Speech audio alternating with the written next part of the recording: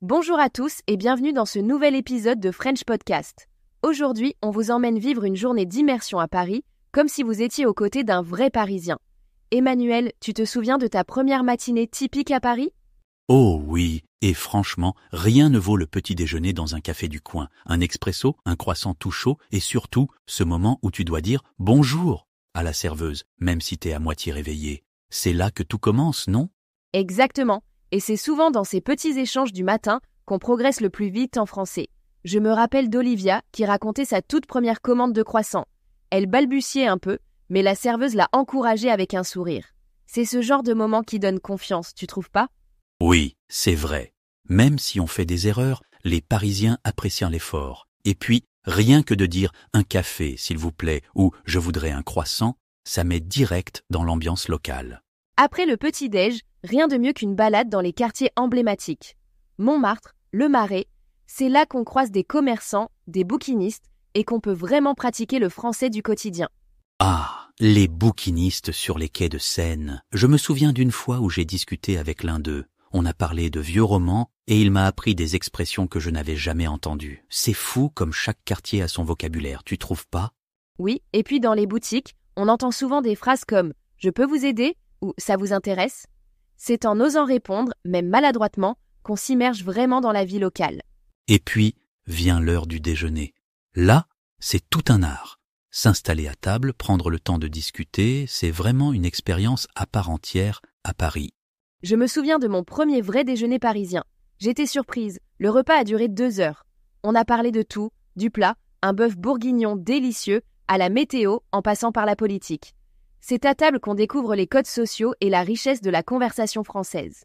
Oui, et même si on ne comprend pas tout, c'est l'occasion d'écouter, de poser des questions et d'apprendre des expressions typiques, genre « on partage » ou « c'est offert par la maison ». L'après-midi, c'est le moment idéal pour participer à un atelier ou une activité locale. Un cours de cuisine, un atelier d'artisanat. On pratique le français dans un contexte créatif et c'est super convivial. Et puis, aller au marché ou à une brocante, c'est génial pour découvrir des produits, discuter avec les vendeurs et apprendre du vocabulaire qu'on n'entend pas en cours. Genre, combien pour ce fromage ? Ou c'est fait maison ? Sans oublier les événements culturels comme un concert ou une pièce de théâtre. Là, on s'immerge dans la scène artistique parisienne tout en utilisant le français dans un cadre authentique. Le soir, c'est souvent autour d'un verre ou d'un dîner entre amis qu'on pratique le français de façon détendue. Les conversations sont plus informelles, on apprend des expressions qu'on n'entend pas ailleurs. Oui, et c'est aussi l'occasion d'échanger sur les habitudes et traditions des Parisiens. À la fin de la journée, on peut partager ses impressions et noter les nouvelles expressions ou mots appris. Ça aide vraiment à renforcer l'apprentissage. La nuit à Paris, c'est magique. Que ce soit en assistant à un spectacle ou en se promenant dans les quartiers animés, on continue d'apprendre, même sans s'en rendre compte. Et pour ceux qui veulent progresser, utiliser des applications de traduction ou de vocabulaire pendant la sortie, c'est super utile. On peut aussi tenir un journal de bord, noter les expressions entendues, les nouveaux mots et ses impressions personnelles. Une soirée dans un café ou un bar parisien, c'est parfait pour pratiquer le français dans un environnement détendu. On peut engager la conversation avec des locaux autour d'un verre ou d'un jeu de société. Après la soirée, prenez 10 minutes pour noter dans votre journal de bord les mots nouveaux, les défis rencontrés et les moments où vous vous êtes senti à l'aise. Ça permet de voir ses progrès et de planifier la suite. Et pourquoi pas organiser des rencontres régulières ou utiliser des applis pour continuer à enrichir son vocabulaire ? Après une nuit à Paris, une petite promenade matinale dans un quartier moins touristique, c'est l'idéal pour observer la vie locale au lever du soleil et pratiquer son français avec les vendeurs ou les passants. On peut aussi consulter des ressources en ligne ou des podcasts en français pour continuer à apprendre en autonomie en ciblant des thèmes ou des accents rencontrés lors de l'immersion. Et puis, préparer un plan de suivi personnalisé, fixer des objectifs linguistiques et culturels pour la prochaine visite, c'est motivant. Organiser une soirée dans un café ou un bar, c'est toujours une bonne idée pour pratiquer le français. Proposer un jeu de société ou partager une anecdote, ça brise la glace. Après, prenez 10 minutes pour noter dans votre journal de bord les nouvelles expressions, les défis et les moments forts. Ça aide à cibler ce qu'on veut améliorer. Et planifier des activités pour renforcer votre apprentissage, comme rencontrer un tandem linguistique ou participer à un atelier culturel. Une promenade nocturne dans un quartier animé, c'est parfait pour observer la vie parisienne et pratiquer le français avec les passants ou les serveurs dans les cafés. On peut aussi utiliser des applis mobiles pour écouter des podcasts ou des dialogues en français en marchant, histoire d'améliorer sa compréhension orale. Et tenir un journal de bord, numérique ou papier, pour consigner les expressions entendues, les rencontres faites et planifier des sessions de révision régulières. Après une nuit d'immersion, prenez le temps de faire une synthèse de votre expérience. Rédigez un rapport personnel ou un blog pour partager vos découvertes et progrès. Identifiez une ou deux expressions que vous souhaitez maîtriser davantage et intégrez-les dans votre pratique quotidienne. Les fiches de révision, c'est pas mal pour ça. Et planifiez votre prochaine immersion en fixant des objectifs précis, comme participer à un événement culturel ou suivre un cours de français. Pour la prochaine immersion, pourquoi ne pas s'inscrire à un festival ou une expo? C'est l'occasion de pratiquer le français dans un contexte nouveau. Créer un carnet de vocabulaire thématique, par exemple sur la gastronomie ou l'art, ça aide à renforcer le vocabulaire spécialisé. Et organiser une session d'échange linguistique avec un natif parisien, en ligne ou en personne, c'est top pour garder la pratique régulière. C'est vrai. Et puis chaque événement culturel est une nouvelle opportunité d'apprendre. On peut aussi se concentrer sur un domaine d'intérêt spécifique pour enrichir son vocabulaire. Et rien ne vaut une vraie conversation avec un Parisien pour progresser. Les conseils personnalisés, c'est ce qui fait la différence. Avant de revenir à Paris, pensez à réserver un atelier local ou un cours de cuisine.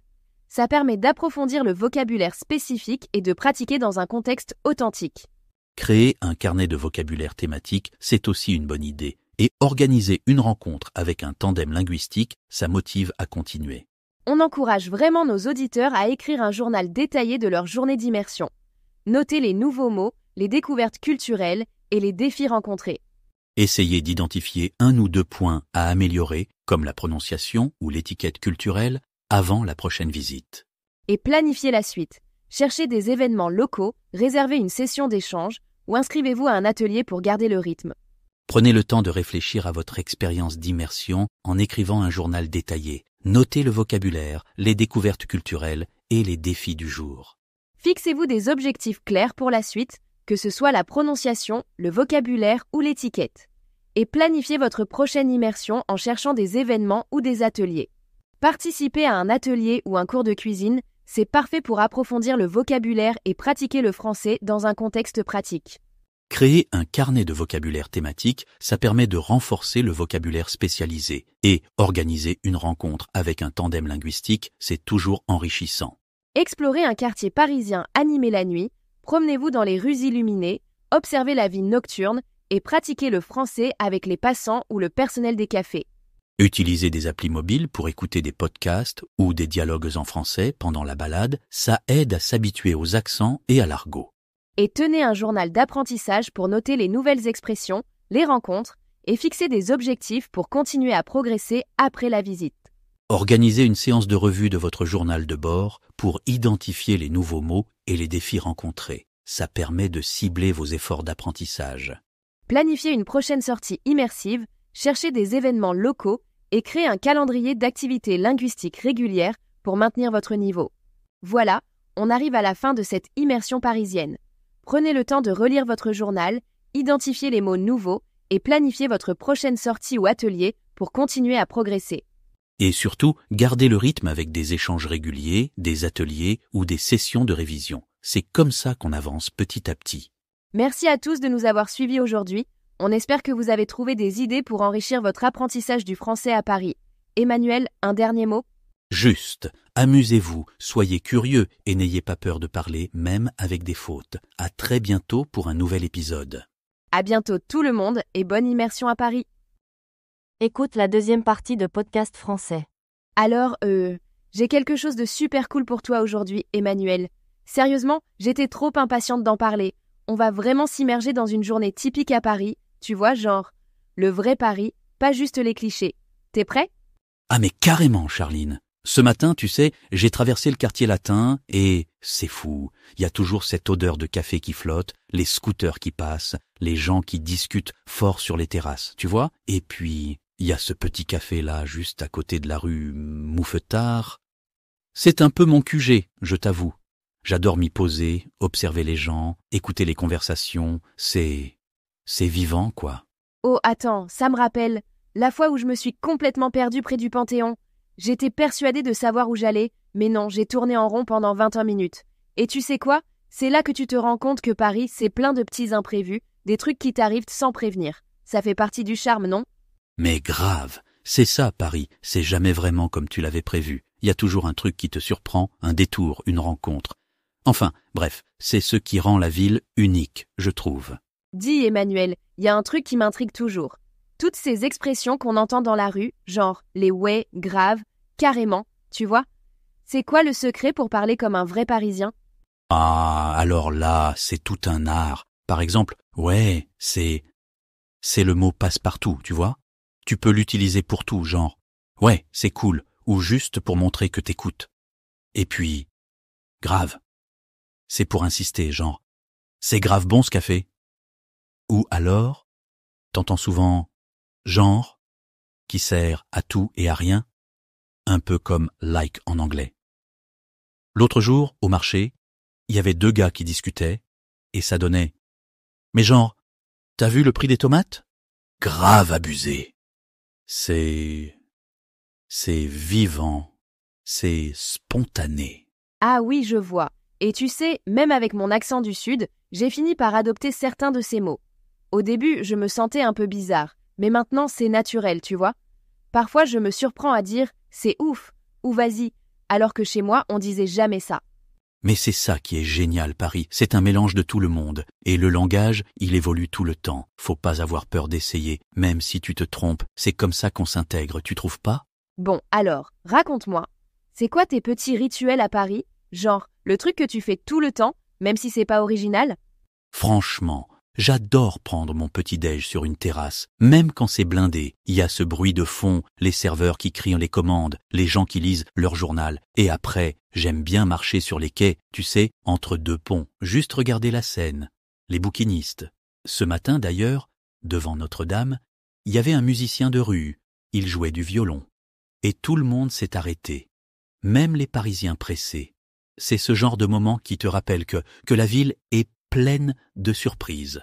Oh, ça me parle. Moi, un matin où il pleuvait à verse, j'avais oublié mon parapluie. Et là, une inconnue m'a proposé de partager le sien. On a papoté tout le long du boulevard, c'était inattendu, mais super sympa. Paris, c'est aussi ça, des rencontres spontanées, même quand tu t'y attends pas du tout. Exactement, c'est jamais la même journée, il y a toujours un petit truc qui change tout. Dis, t'as des coins secrets à Paris? Tu sais, les endroits où t'aimes aller quand t'as besoin de calme, ou juste pour voir autre chose que les touristes? Ouais, carrément. Il y a une petite ruelle derrière la place des Vosges, personne n'y va, c'est hyper tranquille. Et puis, le jardin des plantes, tôt le matin, c'est magique. Mais bon, faut pas oublier les incontournables non plus, genre la Sainte-Chapelle, c'est à voir au moins une fois, ou le canal Saint-Martin pour une balade. Mais le secret, c'est d'y aller à des heures un peu décalées, tu vois? Comme ça, t'évites la foule, et tu profites vraiment de l'ambiance. Ah, j'adore le canal Saint-Martin. Et puis parfois, juste se perdre dans les petites rues, c'est là que tu tombes sur des cafés ou des boutiques improbables. Faut oser sortir du plan, non? Mais oui, c'est comme ça que tu découvres le vrai Paris, celui des Parisiens, pas juste des guides touristiques. Tu sais, ce que j'aime à Paris, c'est que tu peux tomber sur des gens incroyables juste en t'asseyant dans un café. T'as déjà eu une conversation inattendue qui t'a marqué? Ah, totalement. Une fois, j'étais dans un petit café du 11e et il y avait un vieux monsieur à côté de moi, il lisait un bouquin sur l'histoire de Paris, on a commencé à discuter et il m'a raconté des anecdotes sur le quartier, des trucs que tu trouves nulle part ailleurs. C'est ça, Paris. Faut juste oser parler, observer, être ouvert. Les Parisiens ont la réputation d'être fermés, mais en vrai, si tu t'intéresses, ils adorent partager. C'est vrai. Et pour ceux qui veulent tenter, je dirais aller dans les marchés, les ateliers d'artisans ou même les petits événements locaux. C'est là que les échanges se font naturellement, tu trouves pas? Grave, c'est là que tu rencontres les vrais Parisiens, ceux qui font la ville au quotidien. Bon, on parle beaucoup du jour, mais la nuit à Paris, c'est tout un monde aussi. T'as des coins préférés pour sortir? Ah, le Marais, c'est top pour l'ambiance, il y a toujours quelque chose à faire. Belleville aussi, c'est plus alternatif, tu trouves des concerts de jazz, des marchés nocturnes, et puis finir la soirée par un dîner dans un bistrot typique, ou juste marcher le long de la Seine, c'est magique, franchement. Ouais, et puis, il y a toujours un événement local, un concert, une expo, même en semaine. Faut juste ouvrir l'œil, non? Exactement. Paris la nuit, c'est jamais pareil, il y a toujours une surprise qui t'attend. Alors, la mode à Paris, c'est un vrai sujet. T'as remarqué comme chaque quartier a son style? Ah mais oui, totalement. Dans le Marais, c'est hyper pointu, tu vois des looks de dingue. À Saint-Germain, c'est plus classique chic. Si tu veux repérer les tendances, faut juste observer les gens dans la rue, ou aller dans les friperies, les petits marchés. Et puis, il y a plein de créateurs locaux à découvrir. C'est pas que les grandes marques, ici. C'est vrai, et puis même si t'es pas parisien, tu peux choper un style local, juste en mixant des pièces trouvées dans les boutiques du coin. Faut pas hésiter à fouiller, à demander conseil, non? Grave, c'est comme ça que tu te fais ton propre look, et en plus, tu soutiens les créateurs du quartier. Il y a tellement de festivals à Paris, c'est impossible de tout suivre. T'en as un préféré? La fête de la musique, c'est un classique, tout le monde est dehors, il y a de la musique partout, mais j'aime bien aussi le Paris Jazz Festival, c'est plus posé, tu découvres des artistes incroyables. Et puis, il y a toujours des expos, des projections en plein air, des marchés artisanaux, et qui nomme dans son vin.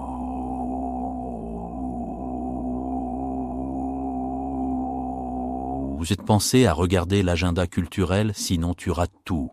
Ouais, c'est vrai, et c'est comme ça que tu vis Paris comme un vrai local, en te laissant porter par les événements du moment. Exactement, c'est ça l'esprit parisien, toujours curieux, toujours prêt à découvrir un nouveau truc. Et côté art, t'as des bons plans pour éviter la foule et voir des trucs vraiment uniques? Ouais, faut aller dans les petites galeries, les ateliers d'artisans, surtout dans le Marais ou à Montmartre. Il y a des visites guidées thématiques, c'est top pour comprendre l'histoire du quartier. Et puis, assister à un spectacle de rue, une pièce de théâtre indépendante, ou un concert dans une petite salle, c'est là que tu ressens la vraie culture parisienne. C'est clair, et puis parfois, juste en te baladant, tu tombes sur une expo ou un concert improvisé. Faut garder l'œil ouvert, non? Grave, c'est ça Paris, une surprise artistique à chaque coin de rue. Bon, on peut pas finir sans parler de bouffe. Les marchés, c'est ton truc aussi? Ouais, et puis, c'est en discutant avec les gens sur place que tu découvres les vraies pépites, pas juste ce qu'il y a dans les guides. Faut oser demander, non? Grave, c'est comme ça que tu vis Paris à fond, avec tous tes sens. Salut Charline, salut à tous. Écoute la troisième partie de Podcast Français. Bonjour. Alors aujourd'hui, on explore un matériel source intéressant intitulé Immersion française, un jour à Paris. Ah oui, c'est, si j'ai bien compris, des extraits audio, c'est ça? C'est ça, des extraits thématiques qui documentent une journée, on va dire typique, à Paris, avec un locuteur natif. D'accord. Et l'objectif, c'est quoi exactement? Saisir un peu l'ambiance? Oui, saisir l'essence de la vie parisienne et surtout du français tel qu'il est parlé au quotidien. Vraiment le côté authentique. C'est une approche assez directe en fait. On n'est pas dans un cours de langue traditionnel là. Non, pas du tout. On nous propose des moments capturés du vrai audio, comme on dit parfois, organisés par thème, j'imagine, pour s'y retrouver. Exactement, pour faciliter un peu l'immersion. C'est la promesse d'entendre la langue telle qu'elle est vécue sur le terrain. Intéressant. Alors, si on prend un thème possible, par exemple. Allons-y. Disons le café du matin. Classique parisien. Qu'est-ce qu'on pourrait y entendre, à votre avis?